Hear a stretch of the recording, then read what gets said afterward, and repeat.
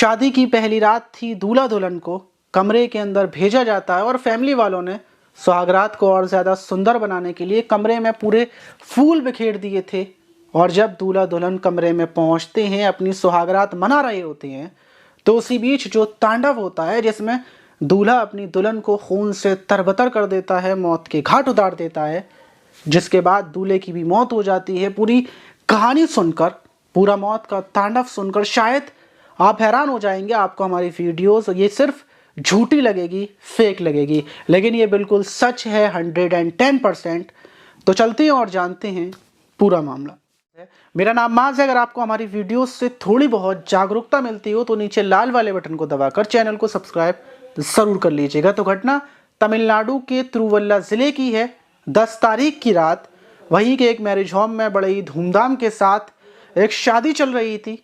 बारात आती है, बारातियों का इस्तकबाल किया जाता है, उनका स्वागत किया जाता है और जितने भी लोग वहां पर आ रहे थे सारे लोग दूल्हा और दुल्हन को शादी की मुबारकबाद दे रहे थे। वजह ये थी कि दोनों लगभग 4 साल पहले से एक दूसरे से प्यार करते थे और शादी तो लॉकडाउन में होनी थी, लेकिन लॉकडाउन लगने की वजह से शादी टल जाती है और अब आकर दोनों की शादी हो रही थी। तो सारे लोग बोल रहे थे कि बहुत बहुत मुबारक हो, तुम लोगों का प्यार रंग लाया और आखिर में तुम लोग एक दूसरे के हो गए। बहुत कम लोगों के साथ होता है कि वो एक दूसरे से प्यार करें और आखिर में उनके साथ एक दूसरे के साथ शादी भी हो जाए। वहीं शादी का सारा प्रोग्राम खत्म होता है। जिस लड़के की शादी थी, जिसका नाम आकाश था, वो अपनी पत्नी नई नवेली दुल्हन सुनीता की विदा करवाता है, कार में लेकर वापस अपने घर आता है। घर में सारी रस्में होती हैं।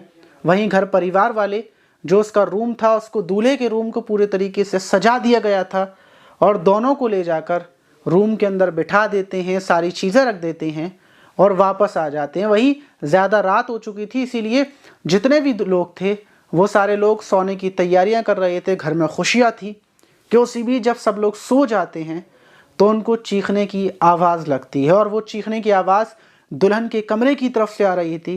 सारे लोग हड़बड़ा कर उठते हैं, परेशान हो जाते हैं कि आखिर लगभग रात के 2 बजे ऐसा क्या हो गया कि दुल्हन के कमरे से चीखने की आवाज़ आ रही है।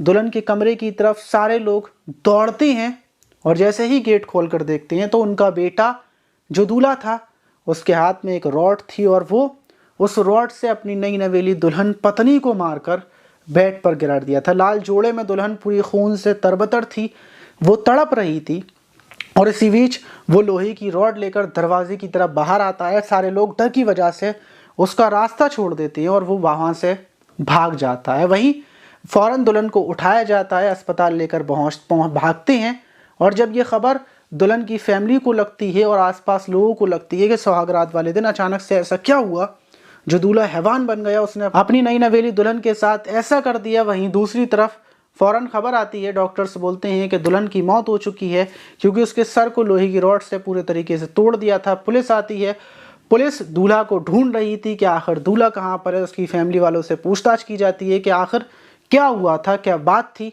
तो वो बोलते हैं कोई बात नहीं थी, सब कुछ ठीक था, हमने तो इन लोगों को खुशी के साथ रूम के अंदर भेजा था।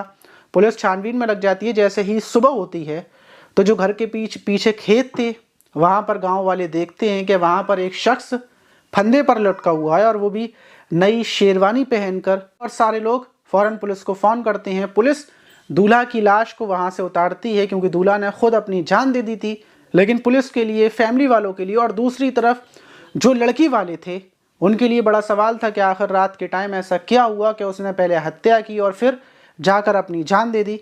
पुलिस छानबीन में लग जाती है, एक्सपर्ट को बुलाया जाता है। दूल्हा और दुल्हन दोनों के फ़ोन को जब्त अपने पास लेने के बाद उसकी ठीक से जांच पड़ताल की जाती है। तो पता चलता है कि दूल्हा ने आखिरी बार अपने एक दोस्त को फ़ोन किया था, उससे बातचीत की थी, वो भी हत्या करने के बाद पुलिस उस दोस्त को भी गिरफ्तार कर लेती है, उससे भी पूछताछ करती है। तो पता चलता है कि दूल्हा ने अपने दोस्त को फ़ोन कर ये बताया था कि जिस लड़की से मैं प्यार करता था, जिसके लिए 4-5 सालों से मैं इंतज़ार कर रहा था, आज जब मेरी शादी हुई उससे और जब मैं रूम में पहुंचा तो मुझे पहले से ही उसके ऊपर शक था, लेकिन जब मैं अपने सुहागरात वाले दिन उसके व्हाट्सएप पर किसी का मैसेज आता है और वो वहीं पर वीडियो कॉल कर रही थी और ये मैंने देख लिया और मैं गुस्से में आग बबूला हो गया। जब मैंने उससे पूछा कि ये कौन है तो वो ये बोल रही थी कि ये मेरा दोस्त है, लेकिन मैंने उसकी चैटिंग पढ़ी थी, पूरी चैटिंग थी जिसमें बहुत सारी ढेर सारी बातें हुई थी।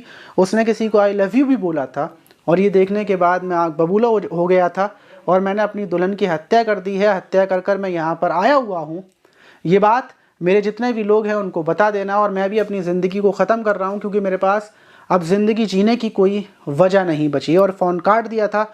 दूल्हा का दोस्त ये बात पुलिस को बताता है। वहीं पुलिस जब छानबीन करती है, दुल्हन के फ़ोन को चेक करती है, तो सच में उसमें एक युवक का नंबर था जिससे दुल्हन ने उसी रात में बात की थी और शादी से पहले भी उसकी बातचीत चल रही थी। तो सिर्फ एक थोड़े से धोखे की वजह से, एक आपस में जो लड़की धोखा दे रही थी उसकी वजह से उसने उसकी हत्या कर डाली।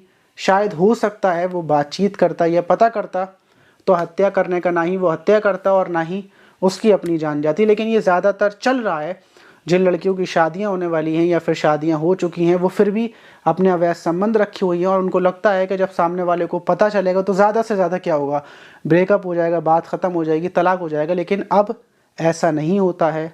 अब जो भी होता है सिर्फ मौत का नंगा नाच होता है। आप इस पर क्या बोलना चाहेंगे? क्या दूल्हा ने बिल्कुल सही किया या गलत किया? उसने हत्या कर कर और अपनी जान देकर बिल्कुल सही फैसला लिया, या फिर गलत था, या फिर इसके अलावा कोई और भी रास्ता था? कमेंट बॉक्स में ज़रूर बताइएगा। लेकिन दूसरी तरफ जो लड़की वाले थे उनका रोते रोते बुरा हाल था। पूरे घर में जितने भी मेहमान आए थे, मातम का माहौल था, चारों तरफ सिर्फ चर्चा का माहौल बना हुआ था। आप इस घटना पर क्या बोलेंगे? कमेंट बॉक्स में ज़रूर बताइएगा। मिलते हैं किसी और वीडियो में।